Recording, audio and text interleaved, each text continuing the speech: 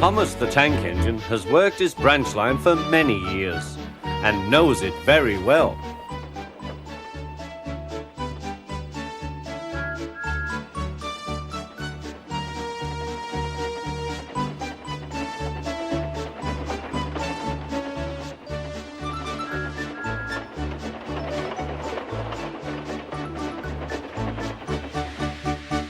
You know just where to stop, Thomas, laughed his driver.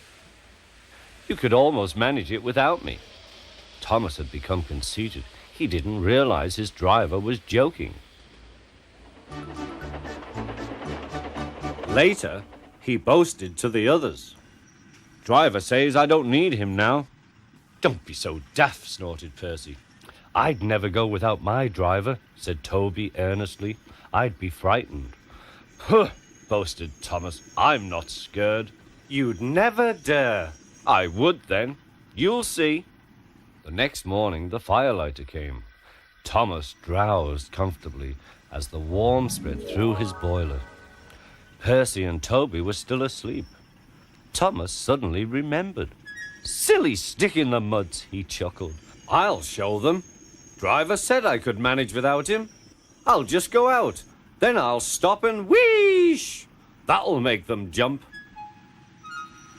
Thomas thought he was being clever. Really, he was only moving because a careless cleaner had meddled with his controls. He soon found his mistake. He tried to wheesh, but he couldn't. He tried to stop, but he couldn't. He just kept rolling along. He didn't dare look at what was coming next. There was the station master's house. The station master was about to have breakfast. Horrors! Cried Thomas, and shut his eyes.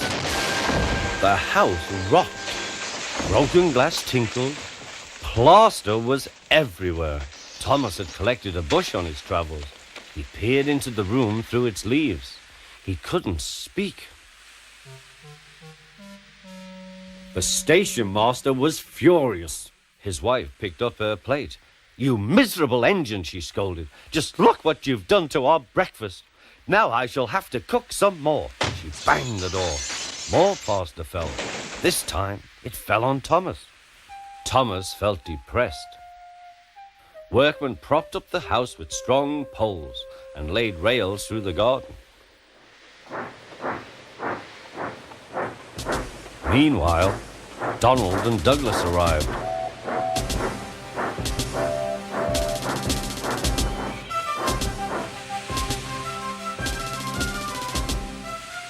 Don't fash yourself, Thomas. We'll soon have you back on the rails, they laughed.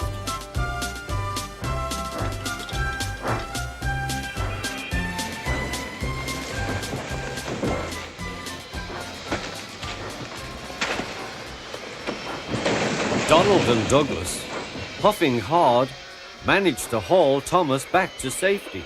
Bits of fencing, the bush, and a broken window frame festooned his front, which was badly twisted. The twins laughed and left him. Thomas was in disgrace. There was worse to come. You are a very naughty engine. I know, sir. I'm sorry, sir. Thomas's voice was muffled behind his bush. You must go to the works and have your front mended. It will be a long job. Yes, sir.